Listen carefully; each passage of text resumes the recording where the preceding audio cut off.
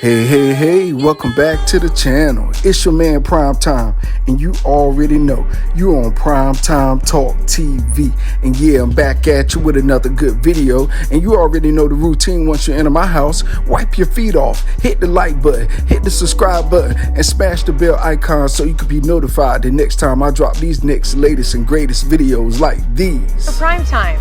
To this day! Oh man, let's go ahead and jump on into this video, shall we? Man, oh man, boy, last night was a night of some serious fights. And I'm saying serious because it was seriously unpredicted and unprecedented that we had these fights with results that we got. And I'm talking about the main fights, the main prime time fights. So let's jump on into the first one, and that's your boy Romero versus Cruz. And boy, oh boy, did your boy Romero not show up. Oh man, I couldn't have predicted it any better than I ever have amongst me and my peers, Prime time went again against my folks. But, ain't no need to gloat, because it's only one GOAT. But anyway, moving right along, it started out in the first round, the boys was banging, just like we knew they was.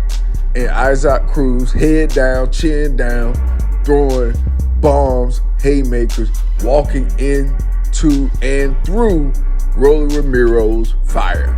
Yeah, he was. And boy, I think probably around a minute, 24 seconds, less than 2 minutes, boy, did Cruz catch your boy Romero in the first round. Had him rolling on roller skates. He was down there in the ring looking like we was in high school at the skating ring, and he was with the wrong size shoes on trying to fight Cruz. And boy, Cruz cruised all the way to the 8th round after getting that boy on some roller skates in the 8th round. The doctor, the referee, everybody had to stop it, because it don't seem like, to me, it didn't seem like Romero got his bearings back after getting rocked and caught in that first round. And it was just like, he was in survival mode the whole time. And Cruz, yeah. You already know. You already know how it goes. I gotta say this much, with Cruz, interjecting himself now into, man, look, I gotta say this first of all.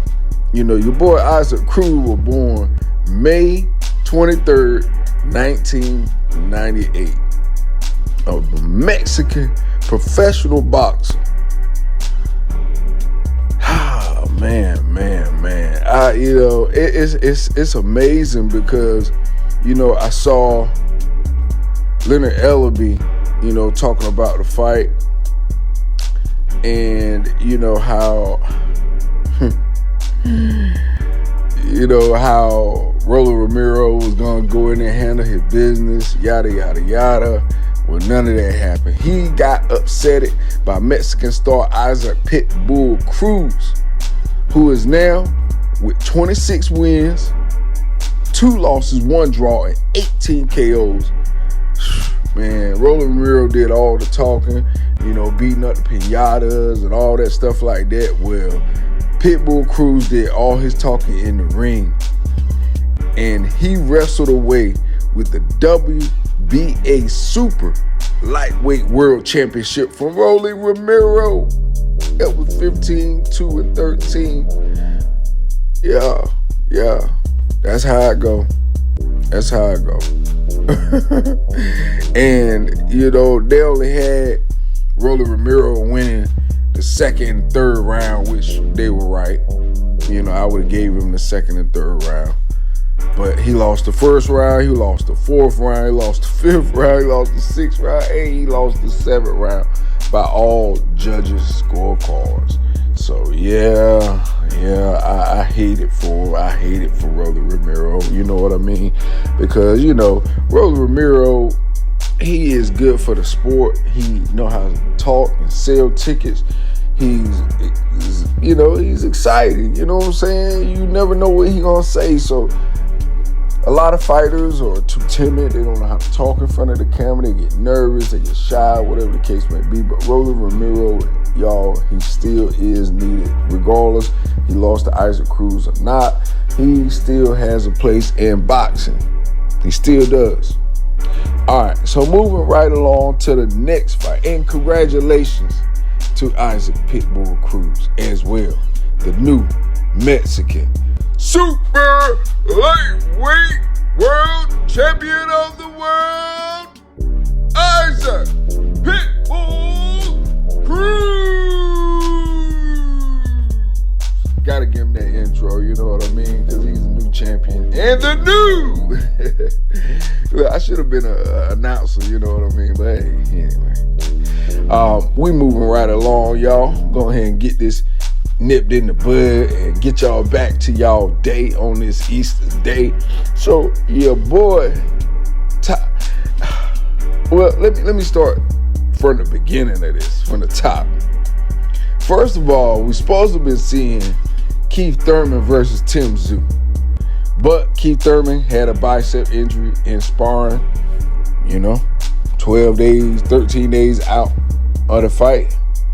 So they had to find a replacement. They called around. They was like, man, can't get nobody big. So we're going to have to go to the next biggest thing. And did they go to the next? Well, they didn't go to the biggest thing, but they went to the tallest thing. And that is the towering inferno, your boy Sebastian Fundora. Yeah, he stepped up. 12 days notice, he took the fight. And, I don't like fights like that because, it's so much to risk. But if I'm being very, very honest, both fighters had a lot to risk and lose in this fight. It won't just Tszyu risking it against a tall Fundora, only 12 days. It was Fundora as well, because Fundora, remember, he had just lost to Mendoza, and Brian Mendoza lost on the same card. Yeah, the same night. But anyway, I'll talk about it at the end of the fight. Your boy Tszyu, man, I got to give him his credit for being a man's man, a boxer, and a warrior at the same time. Period. I don't want no, you know what I'm saying? I know how the channel, he was never good anyway. He was just a hype job. Yeah, people like to talk like that after the fact because they ain't got no respect. You know what I mean? I respect any fighter that get in the ring, and I don't respect fight talkers that talk the fight game, but they never fought a day in their life. I ain't trying to hear them. You know what I mean? I'd rather hear from the boxers. But anyway, moving right along to the fight, man. The fight was exciting. First round, though, Tszyu looked sharp, man. He looked sharp, man. But, boy. Look, after dominating Sebastian Fundora through 2 rounds on Saturday, a daggone accidental elbow from Fundora cut Tszyu head. And man, the rising Australian star Tszyu, man, look, I give it to him, man. He took that cut like a champ. Do you hear me? He took it like a champ. you know? And the whole fight was bloody. It wasn't just Tszyu, but Fundora nose and mouth was bloody. So, you know, it was a straight up war the way it's supposed to do. It was a two-way bloody war for the unified junior middleweight championship. And boy, you know, it was, you know, your boy Fundora, 21, with 1 loss, 1 draw, 13 KOs. He capitalized over his 12-day notice reply. You know, he came in with 9 inches in both height and reach to upset the favorite 7-1 Tszyu that was 24-0 with 17 KOs, which now he has that 1 loss from your boy Fundora now.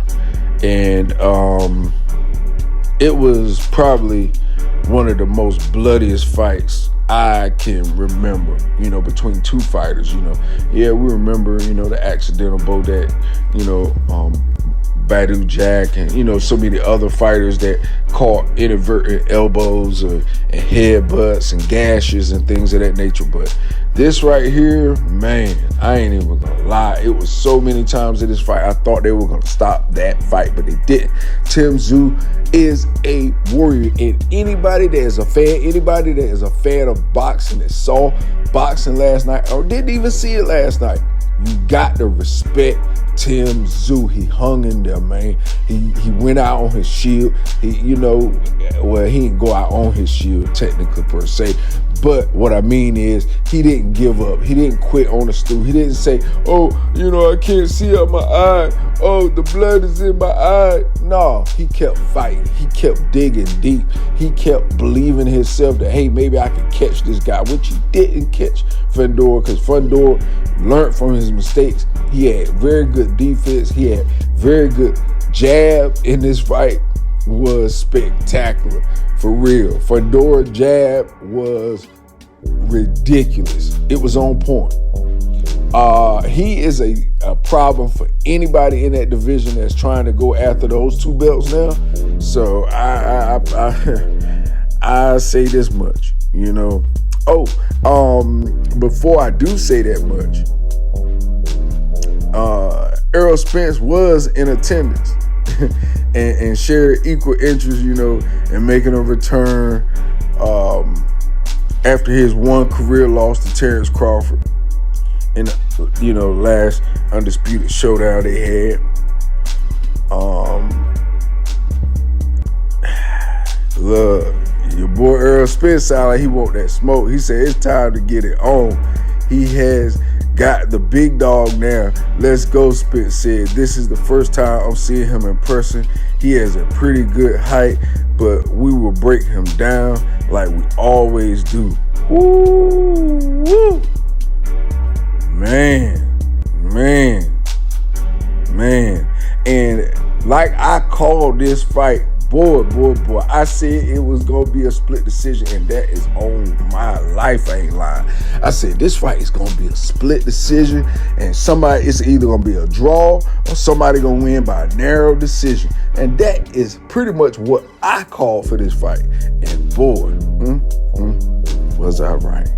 Yeah. So, you know, hey, I ain't even gonna front. I would like to see a rematch for real.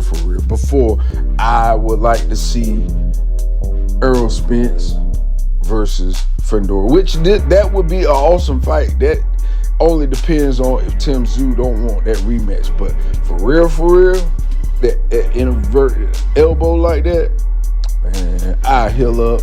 I let that scar heal up, man. I try and come back on that one for real. I ain't even gonna front with you. You know, I can see Tszyu edging out the next fight without the blood. Now, if it's blood in part 2, it's like, what was that movie? A Bloodbath with Jean-Claude Van Damme. No, blood sport. That's what it was. Blood sport. I'm talking about bloodbath. Ain't no movie called Bloodbath Prime Time. Look, that's what they put in the comments already, and they ain't even put the video out.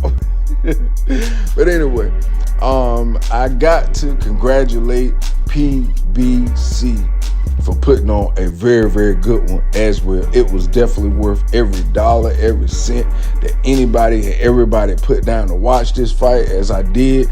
So, hey, anyway, with that being said, that's all I got for this video.